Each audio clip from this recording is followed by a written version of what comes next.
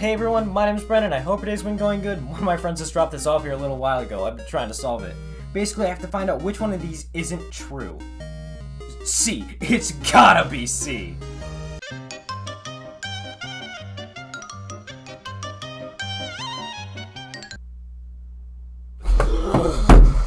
Video game music isn't real music. Yeah, sure, just like I'm not obsessed with Pikmin. They're like little plant ants. This has always been one of those phrases to me that seemed like something one of your grandparents would say in reference to the fact that those darn kids nowadays don't go outside and spend all their time playing the Nintendo. Now that I think about it, the phrase also reminds me a lot of the tried and true video games aren't art and video games are rotting our kids' brains lines. Video games are rotting our children's brains, says the Facebook mom while sipping on a glass of wine and taking a selfie on the beach during her 7th vacation that month. Like, why isn't video game music real music? What about putting music into a game makes that music all of a sudden not real in comparison to something you'd hear on the radio? I'm not even saying that you have to like video game music. Like, of course you don't. Say it with me now. Music is art and art is subjective. Not everyone is gonna like the same type of music as someone else, and that's completely fine. People are gonna have favorite genres of music that differ from other people. My thing, though, is when people state that, in general, video game music isn't real music, meaning that it's lesser than something you might hear on the radio. I swear, some people go as far as to act like video game music is worse than the plague. Like, yeah, I love video game music, and I've never had sex. There's no correlation there, I swear. My guess is as to some people's reasoning for thinking of video game music as lesser than real music can usually be dumbed down to A, they hate video games for the sole fact that they're video games, and as a result, everything surrounding the medium, including the music that goes into them. B, people think that all the video game music is just a bunch of beeps and boops that don't have any real meaning behind them, so basically anyone who's only been exposed to something like very old chiptunes, like the grandparent example I gave earlier. C, the one that I think is usually the most likely believed among people, is the fact that video game music can be so different. Compared to more mainstream music that you listen to on the radio, video game music can be really unique. And that's just it for some people. It's not mainstream. Since video game OSTs aren't typically being broadcasted by a radio station or put onto something like Spotify or iTunes, it invalidates the worth of video game music to a lot of people.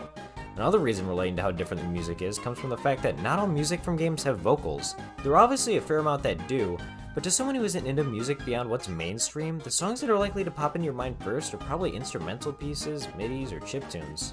So, if you're someone that doesn't believe that video game music is real music, sit back for a little while and see if I can change your mind. Oh, and as for the people that already like video game music and see its value, please stay, I'm very lonely! Alright, so here's how I'm going to go about things. I'm going to start off by giving a brief background on how older video game music was made, and then follow that up by talking about a few miscellaneous songs from video games to try and describe how they're no different than mainstream music.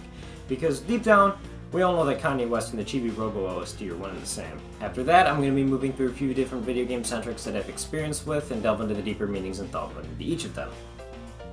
I might also just want an excuse to gush about my favorite songs in gaming though, so there's that. Before we dive into these songs though, there's something I want to quickly go over, and that's what the dictionary definition of music is. Might seem a bit arbitrary, but trust me, I have a point with this.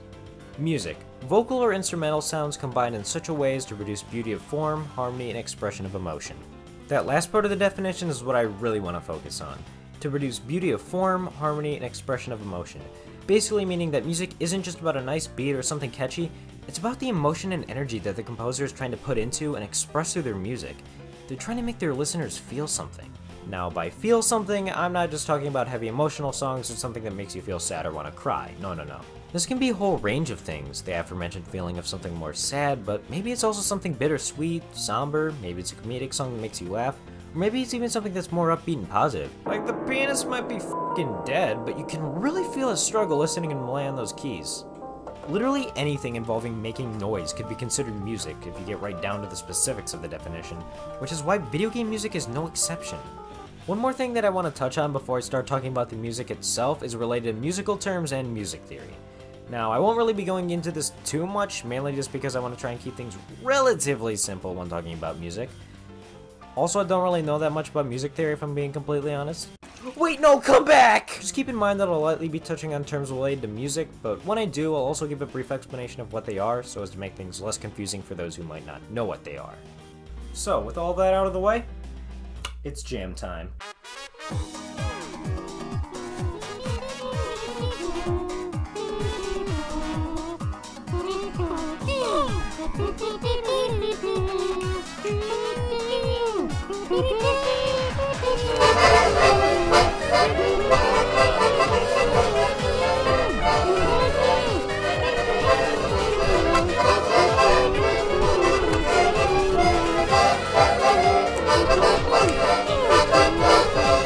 Chiptunes! This is what a lot of people's mind go to right away when they think video game music.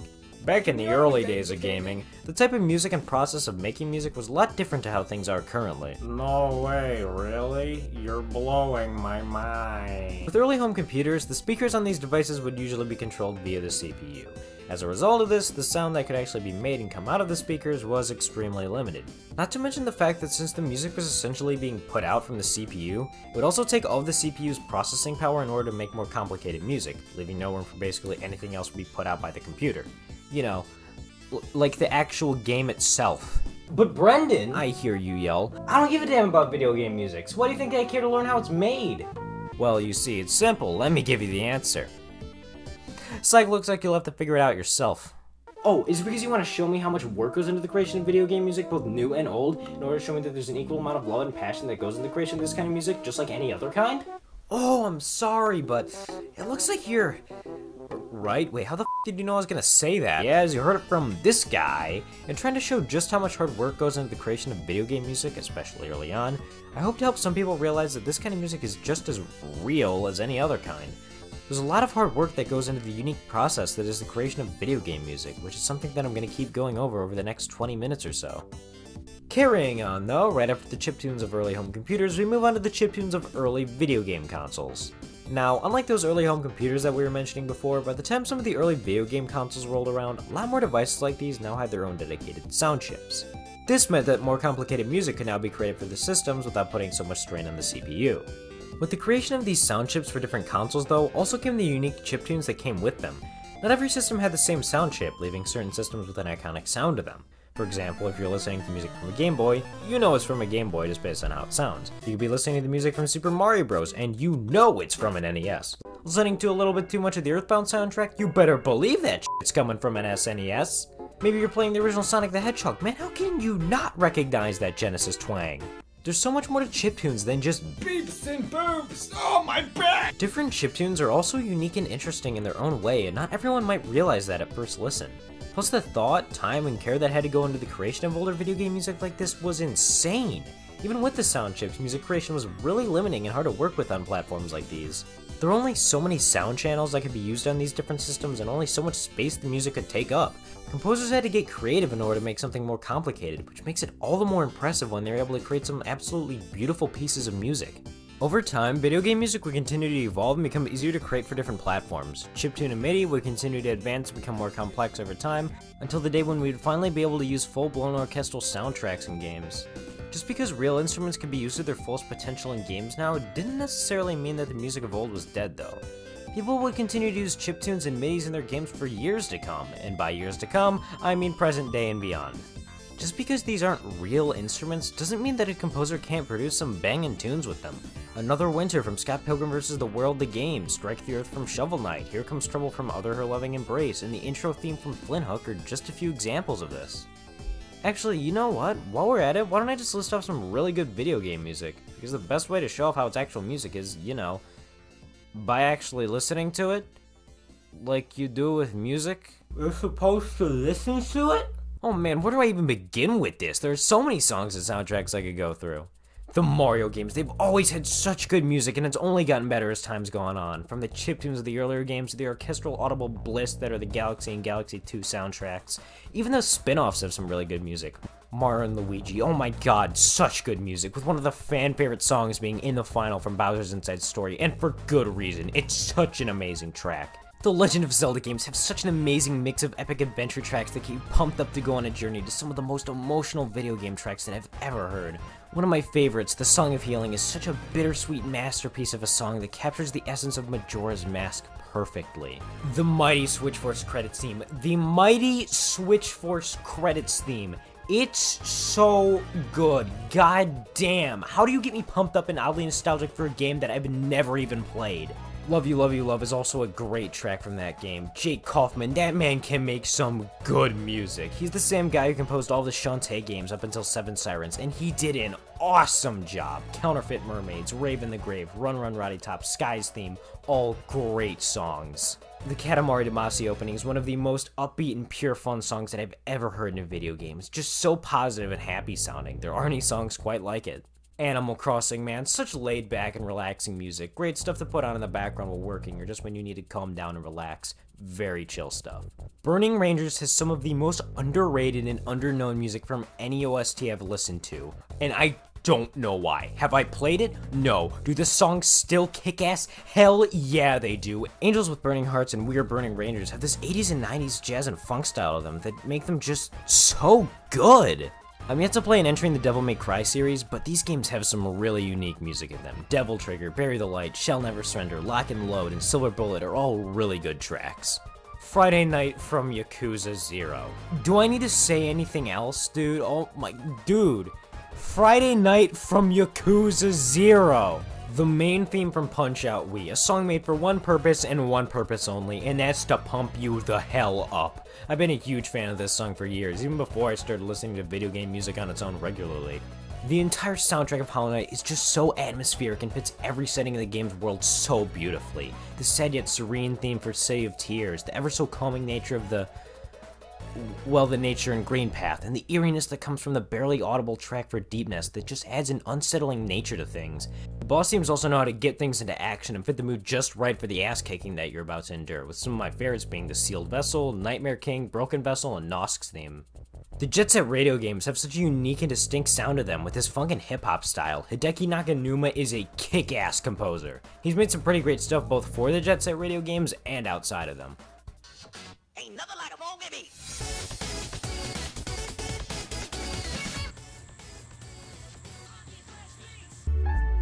Apple Market! Yeah, if you couldn't tell already, I really like this stuff. Which is why we're going to be taking a look at a few video game soundtracks more in depth. Some of you might have noticed before that I left out a few pretty iconic soundtracks and songs from my rant. So, here are the soundtracks we're going to be taking a closer look at in order. First up are the OSTs from the different Sonic games. Going to be looking through a different variety of the songs throughout the series, both 3D and classic. Both good ones and bad ones, such as The Way of Sonic. Next up, we got the music from the different Splatoon games and the Octo expansion DLC. Might seem like a weird pick. Please just stick with me for this one. I promise I have some good things to say. Next, we have Undertale. For those of you already familiar with the Undertale soundtrack, you know damn well why it's here. And for those of you unfamiliar, you'll soon see what I'm talking about. It's a really special game with some really good music.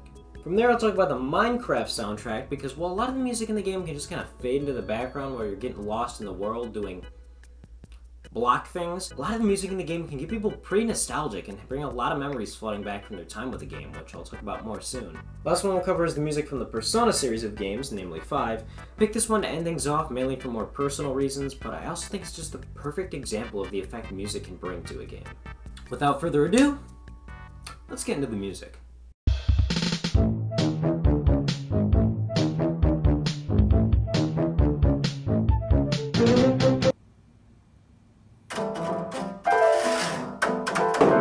Sonic the Hedgehog, one of the most inconsistent franchises in terms of game quality, but one of the most consistent in terms of music quality.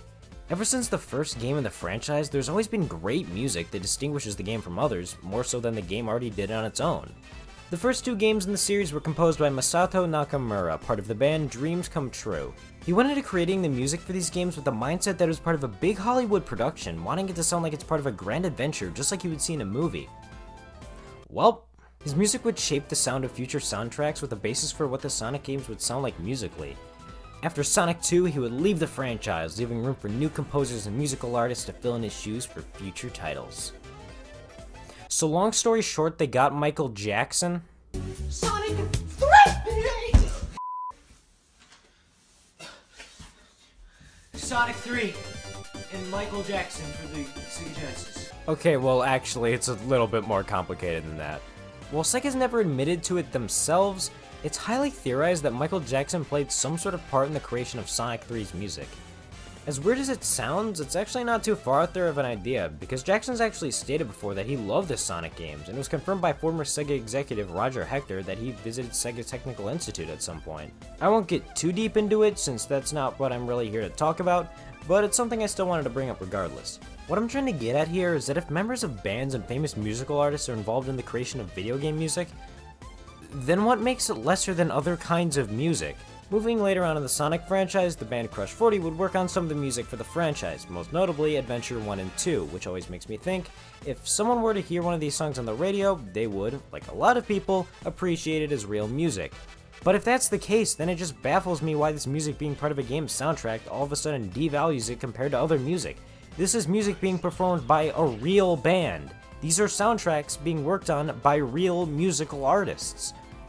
So why would putting this all into a game make it worse? Are we listening to the same thing here? I think for now I've made the point I was trying to make with the Sonic music, and for those of you not as familiar with the different music in these games, here are a few of my favorites I'd recommend listening to if you're interested. From here though, I'm gonna move on to my next game franchise.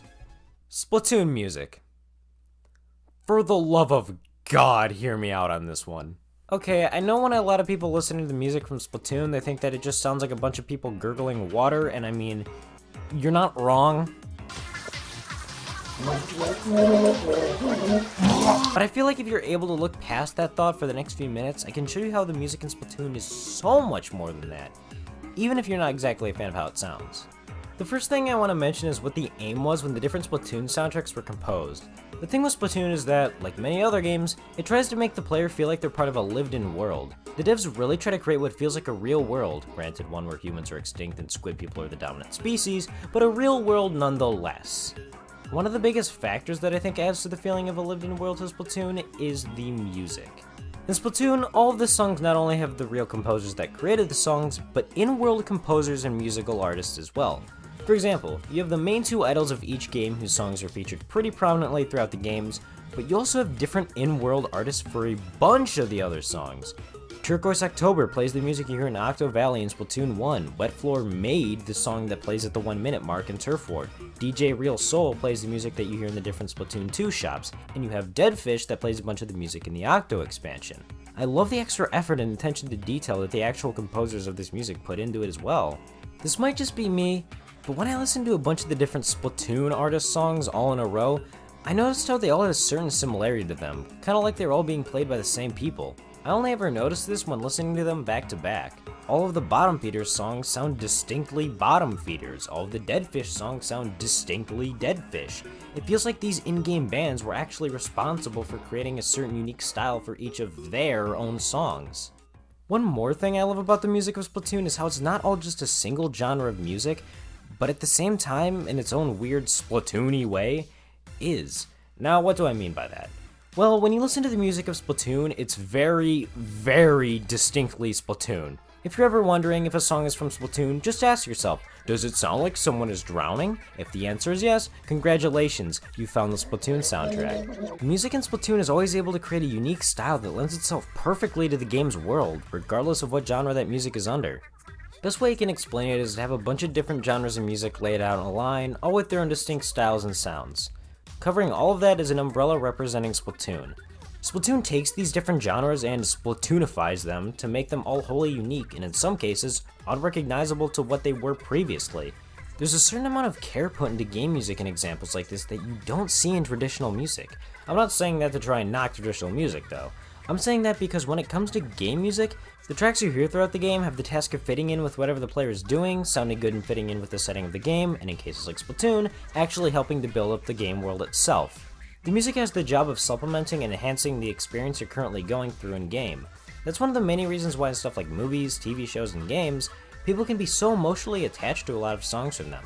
It's because hearing it can bring you right back to that moment of joy, sorrow, triumph, stress, causing you to, in a sense, relive that experience again. One of the things that I think helps with this especially is diegetic and non-diegetic music.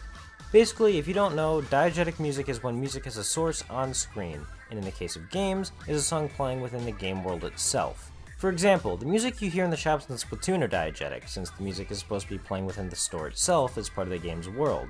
An example of non-diegetic music would be something like a battle theme within a game. When you're in the middle of a battle, you hear music playing, but you know it's not part of the game world itself that the trainers are hearing as well. It's something that only the player can hear. Like these two aren't having a massive Pokemon battle, and then there's some dingus just off screen jamming on his keyboard. Bringing it back to Splatoon, the use of diegetic music and non-diegetic music here has to be some of my favorite in video games. It helps build up the game's world so much and make it really feel alive. But my favorite example of this in all of Splatoon comes from one of my favorite moments in any game I've played. That being the final boss of Octo expansion. Throughout the final area of the Splatoon 2 Octo expansion, you have to go through a bunch of trials in order to reach the surface, with each level bringing you closer to the top. As you make it through these different areas, you'll hear music in the background becoming louder and louder. Music that's playing from the surface, in a sense marking your progress as you get closer and closer to it. Then when you finally reach the surface, you get to see where the music is coming from.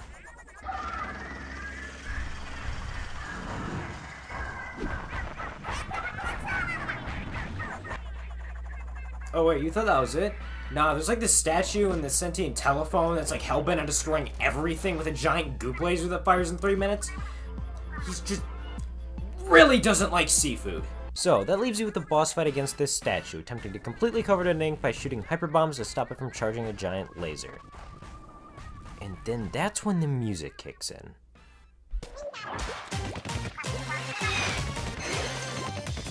Yeah! Yeah, leave it to me to piss myself over 7 notes. Something I didn't mention is that before you ever reach this point in the game, you have to collect these things, yeah, that's what they're actually called in the game, in order to progress. Collecting one of these things results in a little jingle, the same 7-note jingle that plays at the beginning of Fly Octo Fly, the boss theme from before. In making the song like this, the composer's trying to hit you hard right off the bat, remind you of your journey throughout the Deep Sea Metro and all of the progress you've made up until this point. And this remains a constant reminder all throughout the song as it pops up pretty frequently. This is what we call a leitmotif. A leitmotif is basically a recurring theme in music that relates back to a certain person, situation, or idea. In this case, that idea is what I believe to be freedom.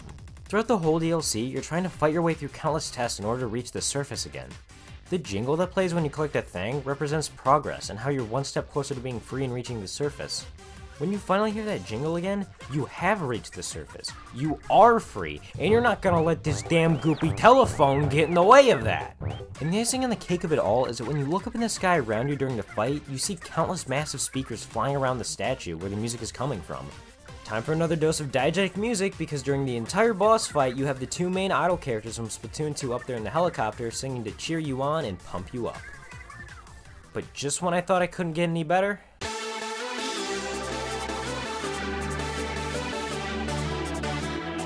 a song called Ebb and Flow begins playing for the last minute of the boss fight. You're down to the wire and there's not much time left. I feel like this song almost encompasses a mix of upbeat hope, but stress and panic at the same time. At least that's what I get from it, because it's all down to you to save everyone from hard or soft. But when you finally hit the last hyper bomb, the music fades away and the screen fades to white as the fight ends. This is my favorite boss fight in all of video games, and the biggest part of that has to do with the music. Now, I know I probably made the whole thing a bit over dramatic considering this is a game about squid people shooting globs of paint at each other, but I wanted to try and do my best to get into the composer's mindset when describing the music and the feelings they could invoke. The stuff that I just got done describing is exactly why I appreciate video game music as much as I do. The music in these games will always tie back to the moments in which you heard them. These songs stick with you because of the in-game moment of music working in tandem to really bring out as much as they can from that moment. Stuff like world building with music, diegetic music, and leitmotifs are some of the things that I think best help video game music stand out in a special way that other types of music just can't. Yeah, this might sound surprising after that last segment, but I'm not done yet. There's still a good bit more that I want to touch on. One thing in specific that I want to talk about a little bit more on are leitmotifs, and if I'm going to be doing that, then there's one game I can't not mention. Long ago, two races ruled over the earth, humans and monsters. One day, war broke out between the two races. We're gonna be talking about Undertale. Undertale, man, who hasn't heard of Undertale?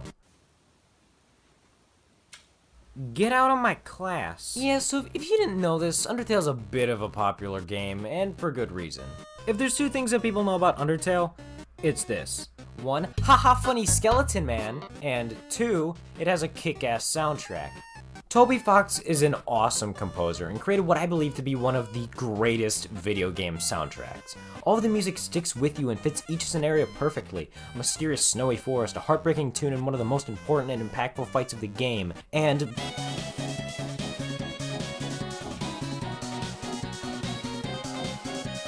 one of the best aspects to the music that I think heightens it so much are the leitmotifs!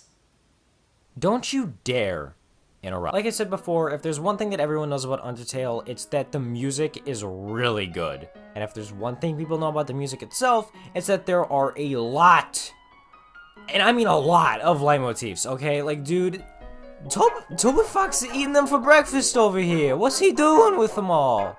You can't keep hogging them to yourself. The first song that you ever hear in the game, the one in the opening cutscene, is a frequently recurring leitmotif.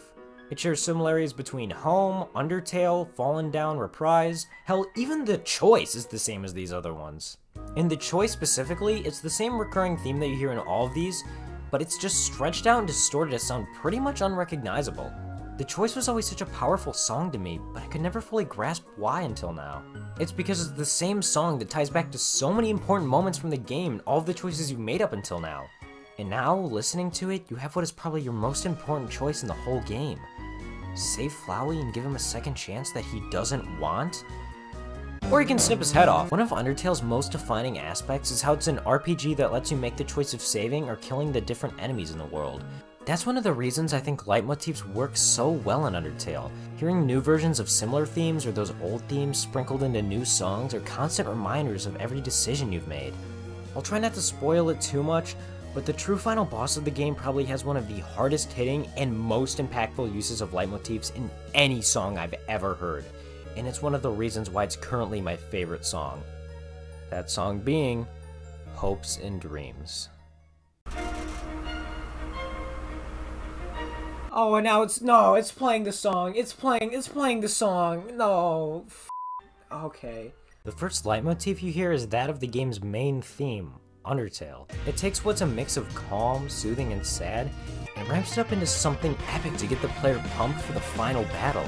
I won't talk about this one to avoid too many spoilers, but the next leitmotif used is that of a certain punk flower, and I'm sure that those of you who have already played the game can pretty easily draw the connection that I would have otherwise made.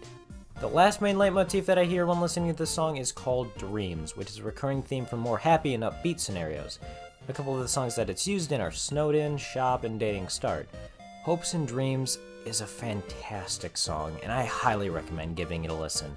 If I had to use one word to describe this song, I don't think there would be any more fitting word, especially in terms of Undertale, than determination.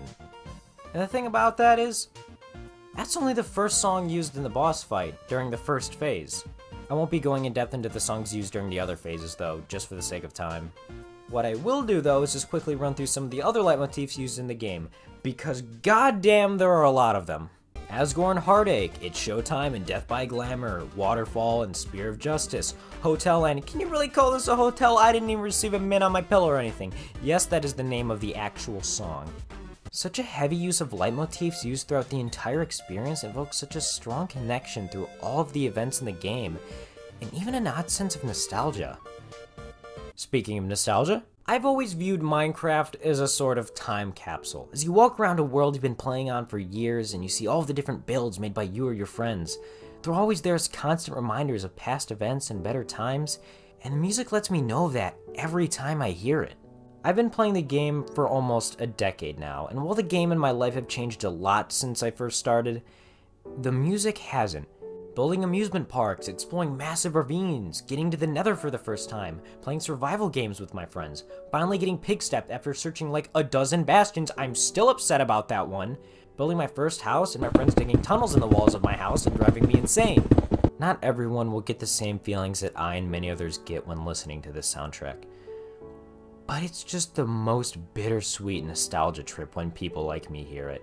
Hey, everyone listening right now that had Minecraft play a big part in their childhood, here's a fun challenge. Listen to Subwoofer Lullaby and try not to cry. You fiend! I'd love to talk about the music in Minecraft more, but I think I've pretty much said everything I need to say regarding it. It's simply just pure nostalgic childhood bliss. That leaves us with the last set of gaming music that I'm gonna be talking about for today. Is it Rad Gravity? Bro, I'm gonna give you attention if you don't shut the hell up. No, what we're gonna be talking about are games in a series iconic for fantastic music. Persona. Come on, I was close. Well, the first couple games still have good music. It wasn't until the third entry in the series where I'd say things got really good. They all had this jazzy vibe to them that sounds really good to listen to. Along with jazz being present in 3 onward, each mainline title also has a main genre of music that it focuses on top of the jazz. Persona 3 with hip-hop and rap rock, Persona 4 with pop music, and Persona 5 going all out with jazz, which is where everyone's favorite quote came from in relation to listening to jazz music. Man, this music is giving me some Persona vibes. I must be mistaken. Guys, did you know that jazz existed before 2016? Because I sure didn't. In all seriousness, I absolutely love these 3 Persona soundtracks. I can't help but just jam out to all of the songs in these games, even the ones with a more sad tone. Let me be sad.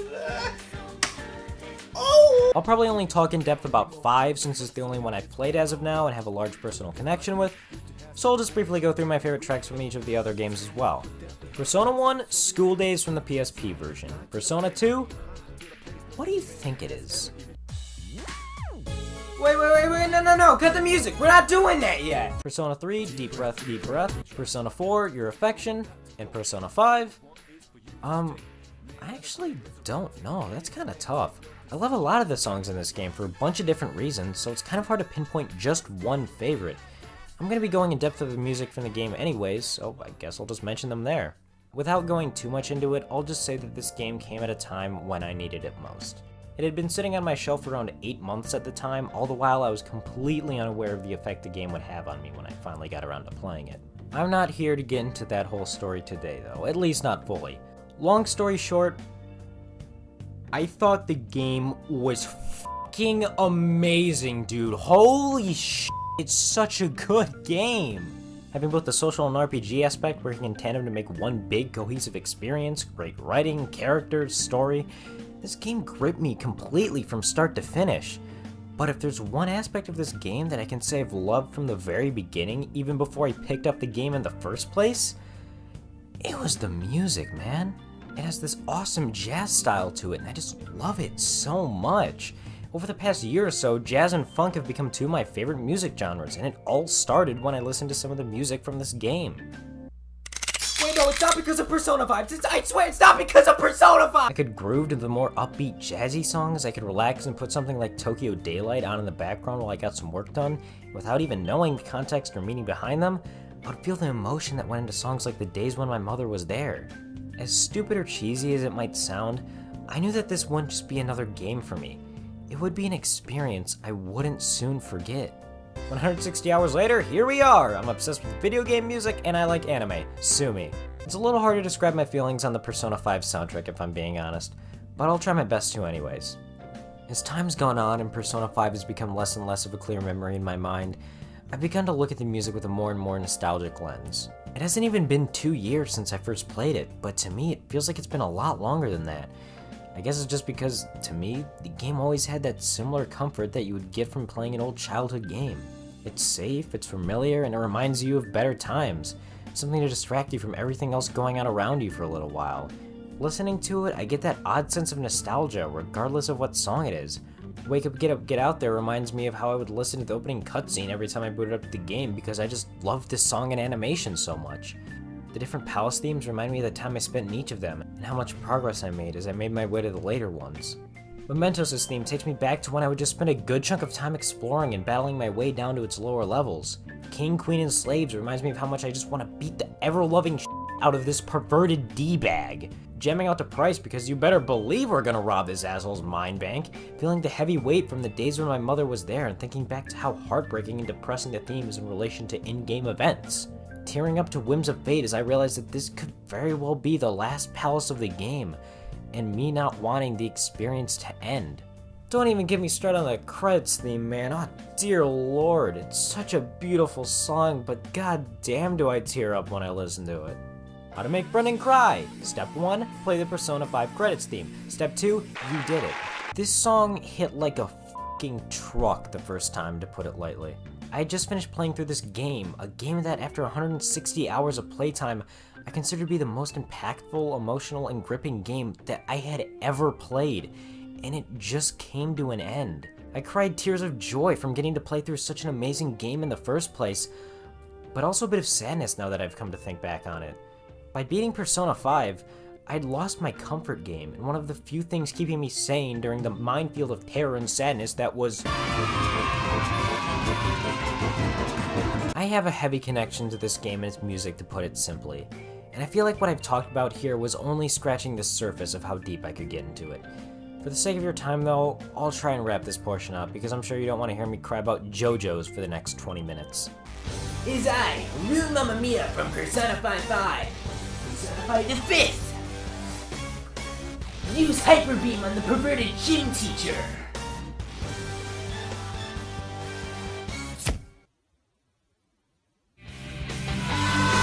There's one song I've yet to mention though that I feel can embody my thoughts and emotions on this game's soundtrack all at once. And that song is Swear to My Bones. It's one of the most bittersweet yet inspirational pieces of music I've ever had the pleasure of listening to. The song is an embodiment of all the bonds you forge throughout the game, everyone in the game who cares about you, and everyone who has your back to the very end. While doing my best to give as little spoilers as I can, I'll just say that by far the most powerful use of this song in the whole game is near the end of it. It's during that one portion in the Velvet Room. People who have played the game that far will know what I'm talking about. Essentially, you and your team have reached their lowest point. They've lost, given up hope, and can't seem to find that light at the end of the tunnel. That's when you as the main protagonist steps in. You give them each a reason to keep going, to keep fighting, that no matter how hard things get, to never give up. When I listen to this song, I don't just hear that bittersweet tune. If I had to describe this song exactly as I imagine it, it's that of a hand, outstretched towards you. And you feel like everything's lost, like there's no way of making it better, like you're trapped with no way out. Hope presents itself in the form of that hand, outstretched, there to pick you up off of your feet, there to comfort you, and there to give you that chance to show you that it will be alright, that it will get better. You just have to stay determined. Video game music isn't real music. Isn't a statement I can get behind, and it never will be.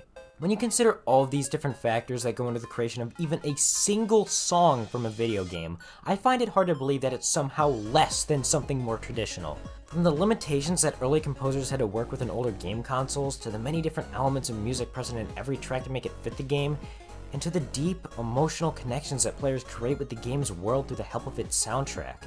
Video game music is, in every sense possible, real music, and that can't be denied.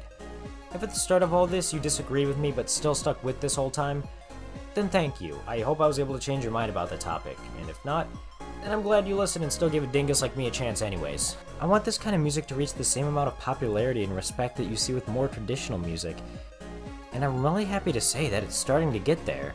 I feel like as time has gone on, more and more people have given the music from different games a chance and appreciated it just like it was any other form of art. Companies and publishers putting their game soundtracks onto platforms like Spotify and iTunes, some companies embracing stuff like remixes of their music, and just more of a willingness to treat their own music with the respect of any other kind. I think the biggest example of stuff like this has to be the big orchestrations that have been put together to celebrate a game and its terrific soundtrack. For instance, the anniversary orchestrations that were put together for Undertale and Sonic. Music is an art form. If you took two paintings that were in completely different styles from each other, then you would still consider them both to be art, wouldn't you? I mean, you might have a preference of one over the other, but at the end of the day, they still both hold equal value as art pieces. Music is no different. Whether it's from a game, a movie, a radio, a TV show, all of that music is still art. All of that music is still music, and nothing is going to change that. So, I hope I did a decent job in explaining myself and why I value this kind of music as much as I do. I wanted to teach people not just about video game music, but music as a whole, and aim to help people learn something that they might not have known before. Speaking of learning, I learned today that I needed air to breathe. Surprising it took me that long to figure out. So I called up my friend, they gave me another set of questions to answer so that I can learn even more.